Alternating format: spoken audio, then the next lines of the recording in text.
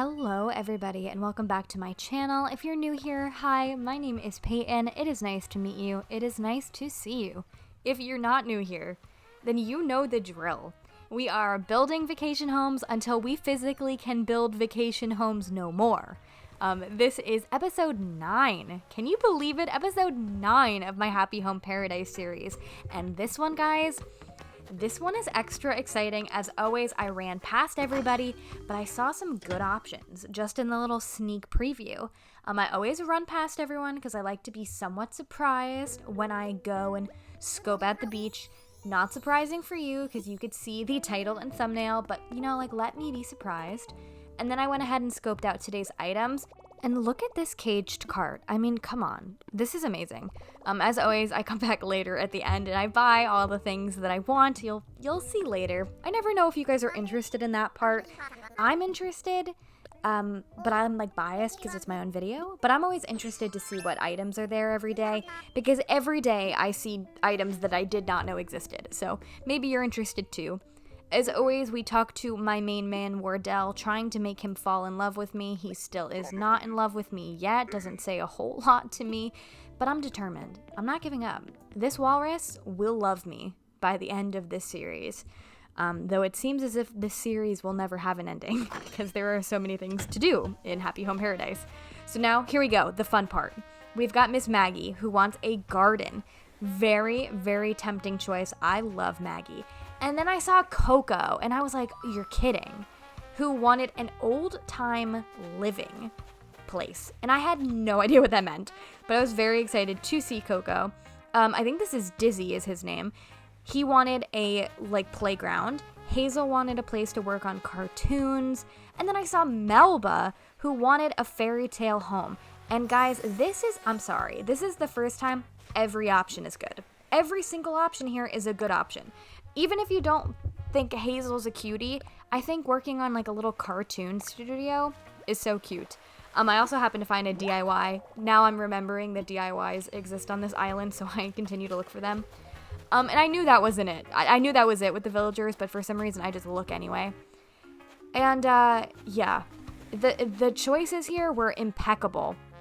I was seriously debating. Honestly, I can't even say between two of them because I was seriously debating all of them. But I decided, as you know, to go with Coco because Coco is such a cutie, but I've actually never considered Coco for my actual island. I'm considering her now because now I get it. Before this new update, I didn't know really what a gyroid was other than Lloyd. What am I talking about? New Horizons is my first Animal Crossing game, so I didn't really know the appeal of the gyroids. And she's my gyroid queen, so I had to make a home for her. But I had no idea what she wanted. So she wants a retro-style living place, and all she was showing are these pottery items. So at first I thought, okay, she wants a pottery thing, but why wouldn't she just say that? I didn't know, but it becomes a lot clearer once I saw the actual items we were given. Normally, it's pretty tricky for me to pick the location. Not that it was easy here, but I kind of knew for Coco I wanted to do one of the more dry places. Does that make sense? You know exactly what I'm talking about. Not the cactus island, but those. One of these. So it didn't take me too long. I was just trying to figure out what exactly. I think it's hard to pick. It's hard to pick which one you want until you know what items you're going to have. You know what I mean? I think I picked a good one for what I ended up deciding to do. But I was kind of just taking a stab in the dark here because again, I didn't really know what she meant by old time retro living. When you say retro, I'm thinking the 70s. But then when you say old time, I'm thinking we're in a carriage and a buggy situation. So I kind of was going in dark here, not knowing what was going to happen. But then it all makes sense. It makes sense, I promise. So this is the spot. We've got this lovely incline and this very dry, desolate desert island thing. As always, I start with the exterior because to me it just makes the most sense to start with the exterior. And I always call this shape of house like a shack. It's not a shack, but to me it feels like a rustic shack. So I went ahead and I peeked at the kinds of items she was interested in, and I realized I was given a lot of like cave person items and like dead trees and caves and stones. So I kind of realized when she meant old time living, she means like technology doesn't exist. She doesn't want anything modern. She wants it to be very rustic and very like, it's like that episode of SpongeBob. She is SpongeGar. There's, she's living a very simple life where all she has to worry about every day is getting up and foraging for like her food, for her whatever gyroids eat, and making her own pottery from scratch. So that was the vibe here. I love these dead tree items. Love them. They're amazing. So I decided to go with that. And I also have this ruined archway type thing. It's here for a while. I do end up moving it just because I tend to have this problem all the time where I place things and then I realize that I've placed so many things that you can't actually move. And while I know it doesn't matter too much, it's like all about the aesthetics. I want to be able to like walk in the yard. I think Coco deserves to be able to walk in the yard. So having this incline right in front of this archway makes it so you can't actually go to the left or right side of the front yard. So it stays here for a while because I don't realize that till the end, but it'll disappear. And then my first inclination here was, we have the crops, we better use them. But then I thought it looked too put together. It wasn't old-timey enough. I wanted it to be old and abandoned. I tried to make that cave item work so many times, but it's just way too big for the space we're given, even though it's an awesome item. So, it doesn't work. And then, as always, I'm always using the same pathing because I don't have that many paths yet. I'm still picking out paths for my new island. So you always see the same stone and like log paths. I'm sorry. This is all I have to work with right now, guys. But I think they look good. So it's, you know what? Give me a break, okay? And it just, it just fills up the yard because I didn't want to have too many items here. This wasn't a front yard that needed a couch and like a crazy amount of furniture. She's living a simple DIY, building everything with her bare hands lifestyle. This is where you could see me finally remove the archway. I was very sad about it. But I think adding the extra, what are they called? Like the wheat field item? I think it's cool. I think it serves it for like an entranceway. I also added in the tiki torches around. I thought those were kind of cool. And I also forgot to mention, obviously, I turned the time of day to like sunset-y. I feel like this is not an original thing for me. I feel like I always do that. It's always like a sunset-y moment if it's like a rustic-y build, and this definitely is. And then I'm just using some light shrubbery and some black flowers because I didn't want anything too crazy. And to me, the black flowers almost look like they're dead. And that's what I wanted. I also realized at this point that you could change the incline. I had no idea. And while I thought that original incline looked good, the log one's better, okay? It's like she made that incline from scratch. Now, ever since I unlocked the partition walls, which happened in the last video, I consistently struggle a lot more than I struggled before. I don't think I cut out too many of my trial and errors in this one, but you'll see a lot of like, I obviously don't know what I'm doing with the partition walls. As always, I try and always figure out the wallpaper and flooring first. It's just the easiest for me.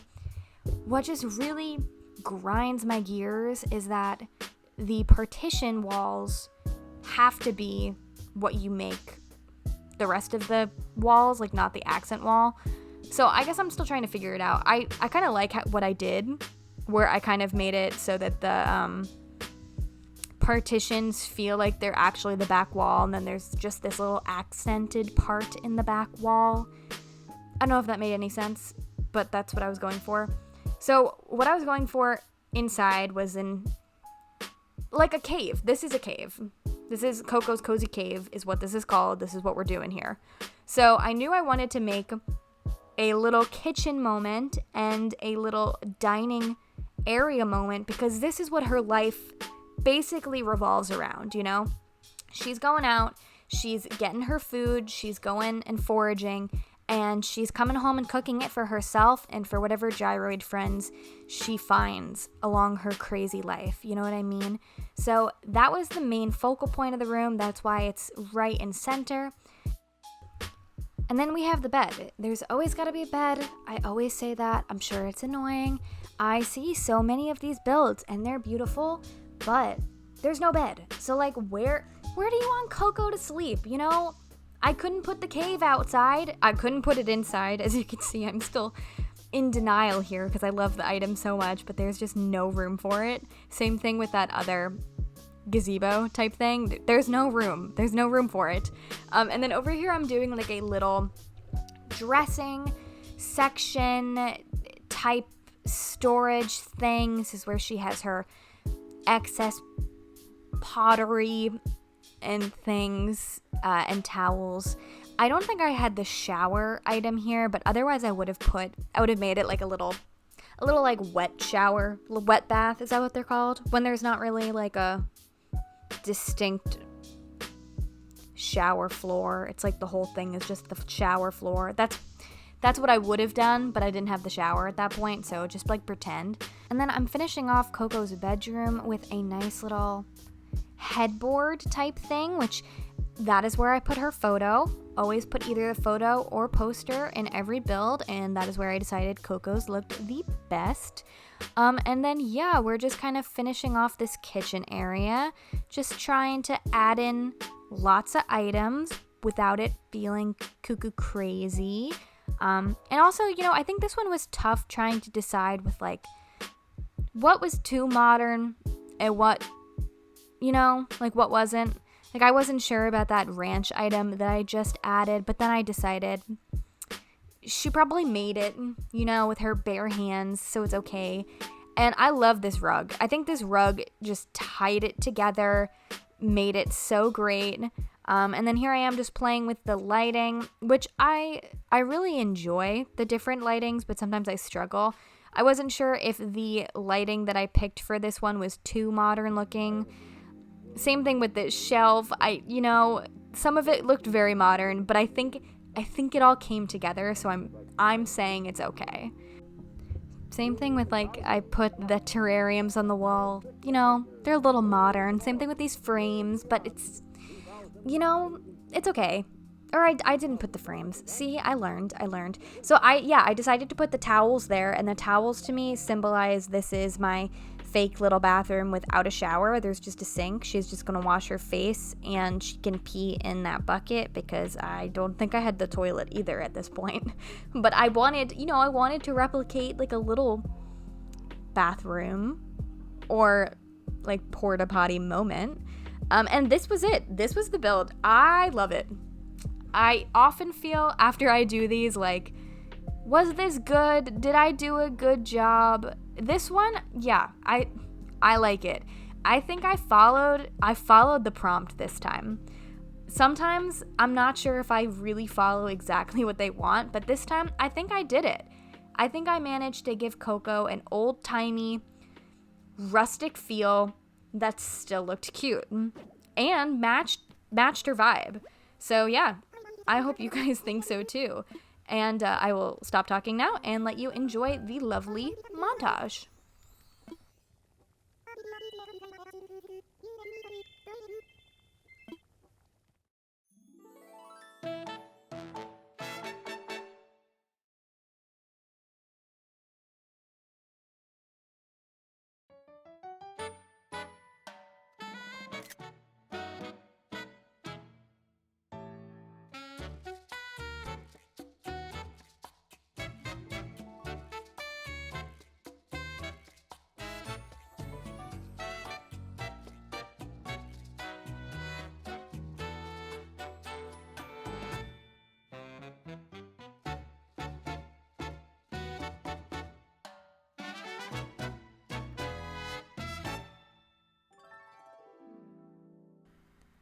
And there you have it. There was Coco's lovely montage. I'm happy. I'm satisfied with the work I have done. This one, I think, was one of the better ones I did. Because I usually like either the interior or exterior of the build way better. Like, it depends. This one, I think I like both, you know? Again, I'm not the best, but I did my very best. And that's all you can ask for here. Now, after I got all of my pokey, this would normally be the part where I say, I'm done for today. But today, the options were too good. So the next episode picks up right where we left off here, and I go back on that beach, and we do yet another one of those cuties out there. If you guys enjoyed this video, please consider subscribing, because there's going to be so many more. Please consider liking this video, or leaving me a comment about what you thought, or what village or house vacation home has been your favorite so far. Thank you guys so much for watching, and I'll see you in the next one. Bye bye!